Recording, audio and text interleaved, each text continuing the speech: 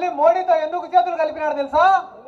చంద్రబాబు నాయుడుకి ఖచ్చితంగా జగన్మోహన్ రెడ్డి ముఖ్యమంత్రి అవుతాడని తెలుసు కాబట్టి రేపు జగన్మోహన్ రెడ్డి ముఖ్యమంత్రి అయిన తర్వాత స్కిల్ డెవలప్మెంట్ స్కాము, ఇసుక scam, fibre net scam, inner ring road scam, ఈ స్కామ్ అన్నిట్లో అమరావతి భూకుంభకోణము, వీటన్నిట్లో కూడా తండ్రి కొడుకుల్ని అబ్బా కొడుకుల్ని ఇద్దరిని ఎత్తుకపోయి లోపలేస్తాడని చెప్పి తెలిసి కనీసం పోయి మోడీని అడుక్కుంటే జైల్లో పోకుండా ఆపుతాడనే ఒకటే ఒక్క ఉద్దేశంతో ఈరోజు పోయి మోడీతో కలిసినాడు. అన్న ఒకే ఒక్క విషయం ఆలోచన చేయండి. మన రాష్ట్రంలో బీజేపీ అనేది లేదు.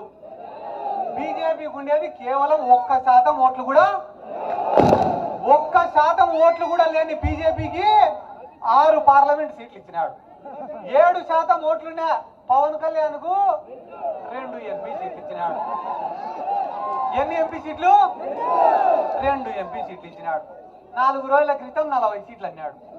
3 రోజుల క్రితం 30 సీట్లు అన్నాడు. నిన్న 24 సీట్లు అన్నాడు. ఈ రోజు 21 సీట్లు అన్నాడు. ఏంది పవన్ కళ్యాణ్ ఇదని అడిగితే, ఈ పొత్తు కుదర్చడం కోసం నేను ఎన్ని త్యాగాలు చేస్తున్నానో మీకు తెలుసా అంటున్నాడు. ఈయన త్యాగాలు చేసి చేసి చేసి మా ఊర్లో ఈయనకు త్యాగరాజ్ అని పేరు పెట్టారు. ఈయన కనీసం నామినేషన్లో ఎవరికన్నా ఉంటారా, లేకుంటే పార్టీని ఎత్తుకుపోయి టీడీపీలోనో బీజేపీలోనో విలీనం చేస్తారా? అర్థం కానటువంటి పరిస్థితి ఈరోజు. మీరందరూ కూడా ఒక్క విషయం ఆలోచించుకోవాల్సినటువంటి అవసరం ఉంది. ఎందుకంటే చంద్రబాబు నాయుడు ఏమనుకుంటాడంటే, నేను ఏం చెప్పినా ప్రజలు వింటారు, నేను చెప్పినవి అన్ని మర్చిపోతారు, నేను ఎన్ని మోసాలు చేసినా కూడా మర్చిపోతారు ప్రజలు అని అనుకుంటారు. చంద్రబాబు నాయుడు గారు శరీరానికి గాయాలైనాయి అనుకో, ఈ రోజు కాకుండా రేపు, రేపు కాకుండా ఎల్లుండి, ఎల్లుండి కాకుండా ఆ తర్వాత రోజు ఆ గాయాలు మానిపోతాయి. కానీ గుండెకు తగిలిన గాయం మారిపోదు. చంద్రబాబు నాయుడు ఖచ్చితంగా వడ్డీతో చెల్లించే రోజులు దగ్గరలోనే ఉన్నాయి. ఈ మధ్య కొంతమంది నాయకులు మన పార్టీ ఇడిచిపెట్టిపోయి తెలుగుదేశం పార్టీలో చేరినారు. ఏ నాయకుడైనా కూడా ఆ ప్రాంత ప్రజల కోసమో ఆ ప్రాంత సమస్యల కోసమో పోయి వేరే పార్టీలో చేరితే ప్రజలు కూడా నమ్ముతారు, ప్రజలు కూడా ఆ నాయకుల వెంట పోతారు. అట్లా కాకుండా టికెట్ ఇవ్వలేదనో, అనుకునే చోట టికెట్ ఇవ్వలేదనో పోయి వేరే పార్టీలో చేరితే ఇంట్లో ఉండే భార్య కూడా వింటారు.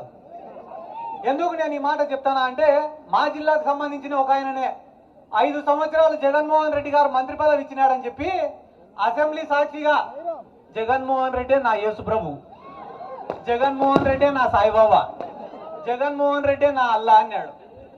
ఎప్పుడైతే ఆయనకు టికెట్ ఇవ్వలేదో చంద్రబాబు నాయుడు దేవుడు అంటాడు.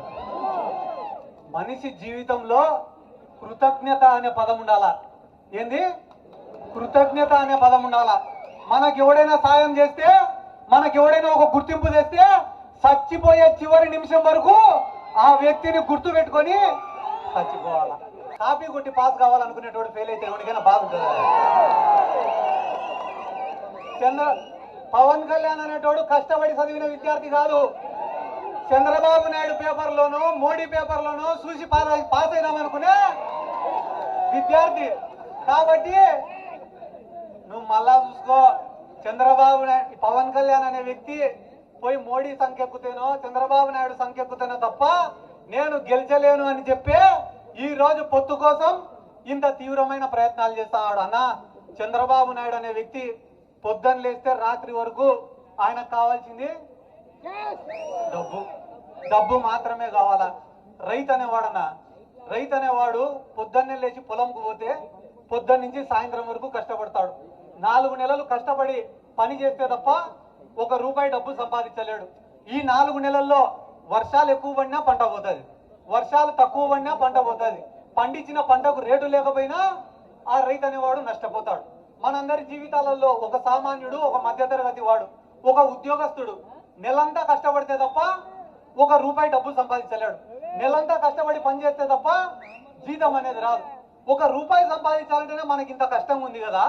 మన తెలుగుదేశం పార్టీ వాళ్ళు అమరావతి అని చెప్పి, రియల్ ఎస్టేట్ అని చెప్పి, రాజధాని అని చెప్పి పేద రైతుల దగ్గర 20 లక్షలకు, 30 లక్షలకు, 40 లక్షలకు భూములు తీసుకొని వారాల వ్యవధిలో, రోజుల వ్యవధిలో నెలల వ్యవధిలో అవే భూములు Please subscribe dot news.